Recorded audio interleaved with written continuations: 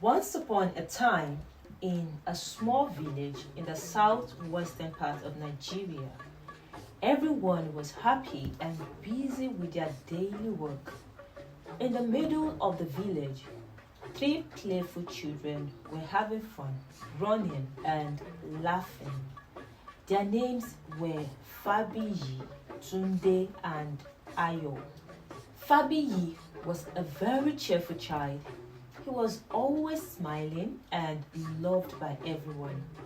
As the children played in the village square, they started talking about what they wanted to do next.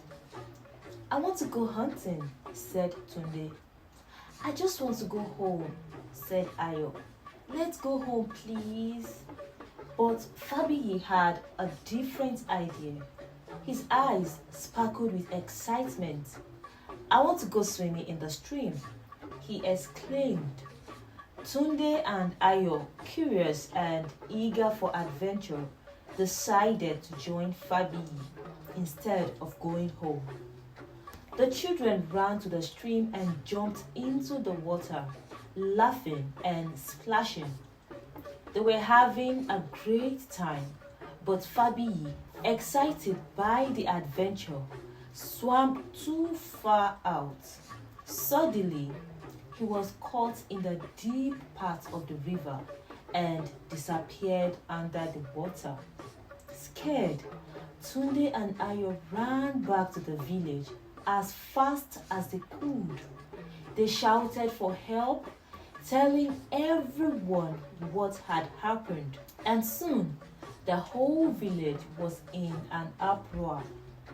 Before the villagers could organize a rescue, two more people ran into the village with the same terrible news.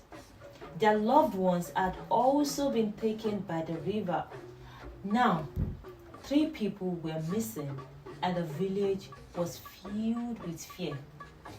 Yeye Omimi, the wise water priestess, was called to perform the traditional rituals to ask the river goddess Omimi to return the missing people. She prayed and made offerings, but nothing happened. The river goddess did not answer her prayers.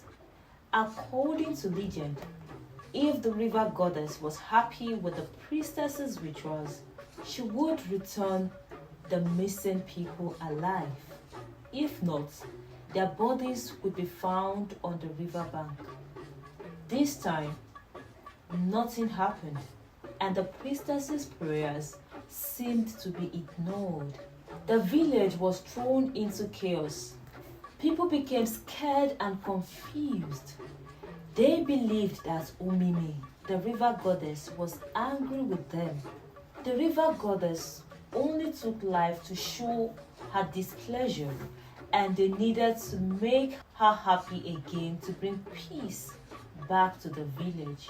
The priestess tried again and again to communicate with Omimi, but nothing worked. Days passed and the villagers grew more desperate. On the third day, the bodies of Fabiyi and the other two were found on the riverbank, cold and lifeless.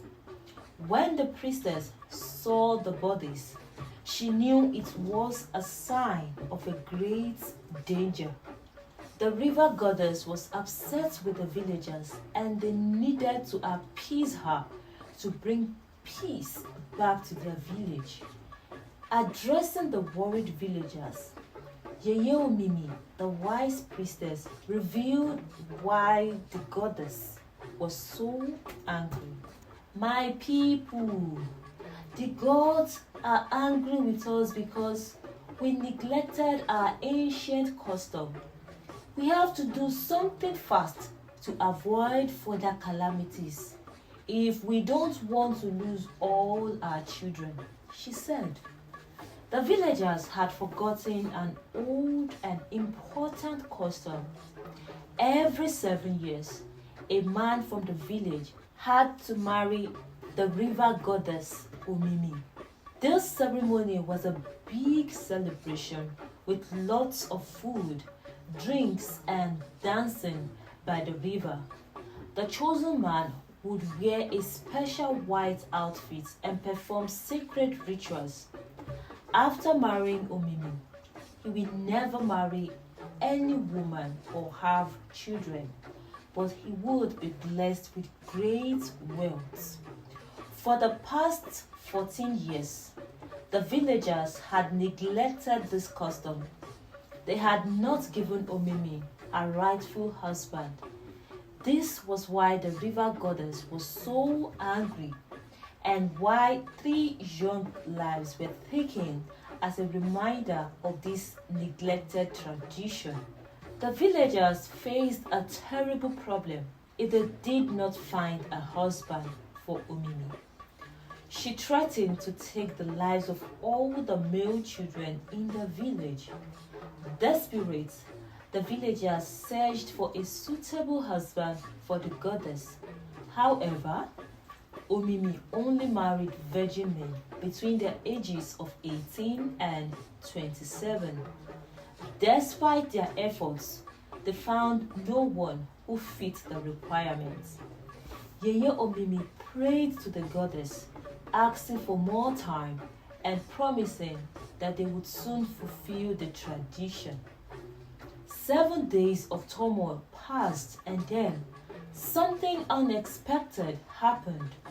Adu, a 25-year-old man, returned to the village after living in the city for many years. His parents had warned him not to leave, but he missed his home so much that he came back. Adu arrived late at night, tired and lost, so he decided to rest under a familiar tree, thinking the village was still a safe place. As midnight came, the village spiritual leaders walked round about the village, performing rituals. They were about to finish the rituals when they found Adu sleeping under the tree. They woke him up, and after learning who he was and that he had never married, they realized he was the answer to their prayers. Adu was the perfect candidate. He was a virgin and within the right age range. The village elders were overjoyed. They took him to their sanctuary and gave him a special drink that made him more willing to follow their instructions. The next morning, Adu woke up and found himself doing exactly what the elders told him. He joined the villagers in a grand ceremony, carrying offerings to the river goddess. Adu performed all the sacred rites, and 3 days later, he married Omimi, the river goddess, bringing great joy to the village. Everyone celebrated with feasts and dancing. Peace returned to the village, and the threat to the male children disappeared. The villagers were grateful, and Adu, without knowing, had become a hero. He saved the village by marrying the river goddess and restoring harmony to their lives. Adu, now married to the river goddess Omimi, found himself in a world that felt both familiar and strange. The villagers celebrated their new peace, but for Adu, everything had changed in ways he hadn't expected. As days turned into weeks, Adu lived with the spiritual guardians of the village. They treated him with great respect and kindness, but he felt a heavy weight on his shoulders. He was now part of a world that was different from the life he used to know. Even though Adu followed all the rituals and customs, he felt very lonely. He was separated from the normal life of the villagers, while the village was happy and thriving. Adu felt isolated and missed the connections he used to have. He wanted to be with his friends and family, but his new role as a husband of a goddess meant he couldn't have those relationships anymore. The villagers were happy to have peace again and soon forgot about the recent troubles. Life went back to normal and everyone was content. But for Adu, things were different.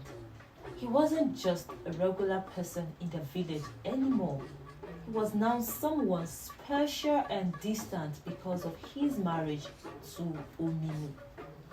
He missed the warmth of friends and family, but his new duties kept him apart from them. Yeye Omini, the wise priestess, saw that Adu was struggling. She knew he was caught between the world of mortals and the divine. She felt sorry for him and decided to ask the gods for help, hoping to find a way to make Adu's life less lonely.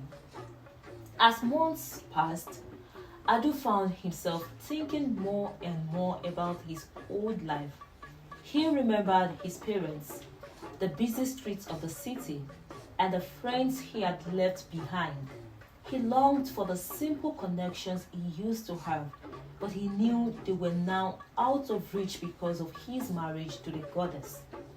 Even though the village was happy, Adu felt a deep sadness. He had given up a lot for the peace of the village, and he couldn't help but wish for the life he had before. Yeye Omimi continued to search for a way to help Adu, hoping to find a solution that would bring him some comfort in his new life. As the seasons changed and the village enjoyed its peaceful life, a rumor began to spread among the elders. It was a whisper of hope, a possible way to balance the divine rules with Adu's longing for human connection. Unknown to Adu, plans were being made. Yeye Omimi and the village elders worked together in secret, asking the gods for a way to let Adu have a bit of the life he missed so much. The village prepared for an important moment. It was a delicate task to respect their traditions while also helping Adu. The next part of Adu's incredible journey was about to start, and it could either free him or pull him further into the mystical world he now lived in. In the city, Adu's parents were very worried. He had ignored their warnings and gone to the village, not knowing how it would change his life forever. Weeks went by with no news from Adu, and his parents' concern turned into desperation. They decided to go to the village to find him. With hearts full of hope and fear, they set off, longing to see their son again. When they arrived at the village where Adu had grown up, they were amazed to see how peaceful it was. But their happiness quickly turned to shock when they learned about Adu's marriage to the river goddess. Determined to bring Adu back to the city, his parents searched for him. They were both relieved and worried when they found him living with a spiritual guardian. "Son, come back with us," his mother cried, hugging him tightly. "This is not your place. You belong with us, with your family, in the city." But Adu was not the same person they knew.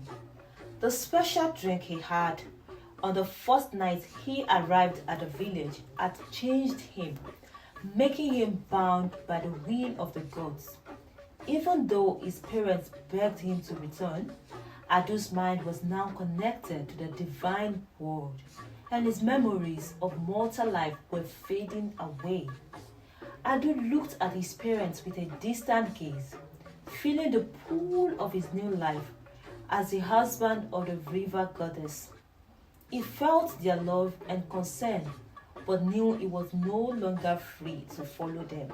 He was caught between the two worlds, and his connection to his old life was slipping away. I cannot leave. Adu's voice echoed, filled with an otherworldly resolve. I am wedded to Omimi, tied to this sacred duty. My place is here now. His parents pleaded, begged, and cajoled, but Adu remained firm. The village, once familiar and comforting, had become a place of duty and sacrifice for him. His sense of purpose, intertwined with the divine, overshadowed his earthly connections. In their desperation, Adu's parents turned to Yeye Omini and the village elders, asking them to release their son from the celestial union and let him return to a normal life among mortals. Yeye Omimi, feeling the pain of Adu's parents, explained solemnly, "The rituals have bound Adu's fate with Omimi's. His senses are changed, and his destiny is now tied to the divine. Breaking this bond would disrupt the harmony restored to our village and bring chaos again." Adu's parents, despite their sorrow, had to accept that their son's situation was irreversible. With heavy hearts, they said goodbye and returned to the city, knowing that Adu was forever bound to a world beyond their reach. Adu stayed in his otherworldly realm, serving as the partner of the river goddess Omimi. He was forever torn between his mortal past and the celestial duty that now defined his life. The village continued to live in peace, but Adu's story became a legend. It was a tale whispered through generations, reminding everyone of the mysterious connection between mortals and the divine. Back in the bustling city, Adu's girlfriend, named Titi, worried and filled with affection, arrived at his family's home. Her heart raised with concern as she sought answers about Adu's sudden departure and long absence. She knocked on the door, hoping to find out what had happened to the man she loved. "I'm looking for Adu," she implored, her voice tinged with worry. "He left without a word and I've been searching for him everywhere. Please, tell me where he is." Adu's parents felt a pang of concern as they struggled to explain their son's mysterious departure. "He went back to our ancestral village," his father finally revealed, his eyes filled with a mix of sorrow and apprehension. They gave Titi a piece of paper with the village address. "He might be there," they said, hoping she could somehow reach Adu and persuade him to return to the city. Determination etched on her face, Titi set off for the village, driven by love and hope. As she traveled through the serene landscape, the city's bustle faded, replaced by the quiet of the countryside. When she arrived at the village, she asked about Adu, scanning the peaceful surroundings for any sign of him.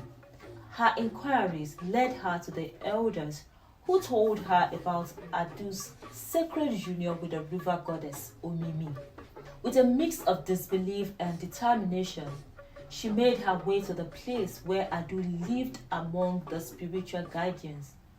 "Adu, it's me," she cried tearfully. "Please, come back with me. Your place is with us, with me. Break free from this divine bond and return home," she said. Adu, consumed by his celestial duty, looked at her with a distant gaze. "I cannot leave," he murmured, his voice filled with otherworldly resolve.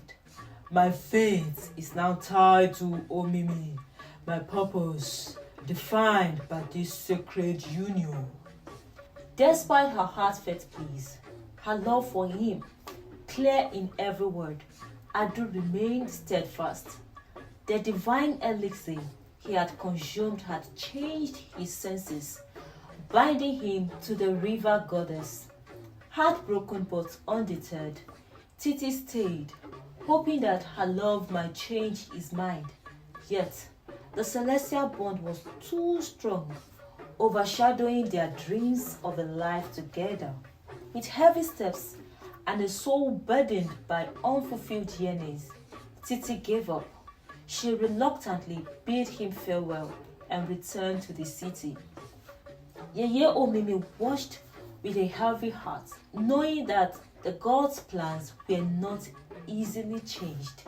She continued to seek a way to help Adu, hoping that the gods would hear her prayers and grant him some peace. The village elders joined her in their efforts, determined to find a solution that would honor both the divine and the human bonds that were now so painfully tangled. They performed sacred rituals calling upon the gods for divine intervention. The village elders, cloaked in ceremonial attire, besieged the gods for clarity, hoping for a decree that might set Adu free from his otherworldly fate. Stars twinkled above as incense perfumed the air, their prayers ascending in whispered entreaties to the divine realm. The atmosphere cracked with anticipation as the village braced for an answer. In the hush of the night, whispers echoed among the elders, bearing tidings of a celestial revelation. The gods had refused their pleas and maintained that Adu's fate remained sealed within the realm of the divine. The gods decreed that the union between Adu and Omimi was irrevocable, their fates forever intertwined. With heavy hearts and solemn reverence, the elders relayed the celestial message. Yeye Omimi, her voice quivering with a mix of sorrow and resolve, addressed the assembly. The gods have spoken. Adu's destiny is now forever tied to Omimi's. The cosmic decree remains unchanged. Despite their fervent efforts, the village found itself at the crossroads of tradition and longing. Adu's paths had diverged, his existence now a testament to the mysterious interplay between mortal desires and divine will. The villagers continued to live in peace, but the story of Adu and his divine union became a cherished part of their history. It was a tale told around firesides and a reminder of the sacrifices made for the sake of harmony and the deep connections between the human and divine realms. Adu's fiancé and parents, though heartbroken, found solace in knowing that Adu's sacrifices had brought lasting peace to the village, and they carried his memory with them, a symbol of love's enduring strength, even in the face of insurmountable odds. I hope you enjoyed the story as much as we enjoy making it for you. We are sending a big hug to all our viewers. Thank you so much for always watching. Don't forget to hit the subscribe button for more interesting stories than these. See you in our next video. Bye.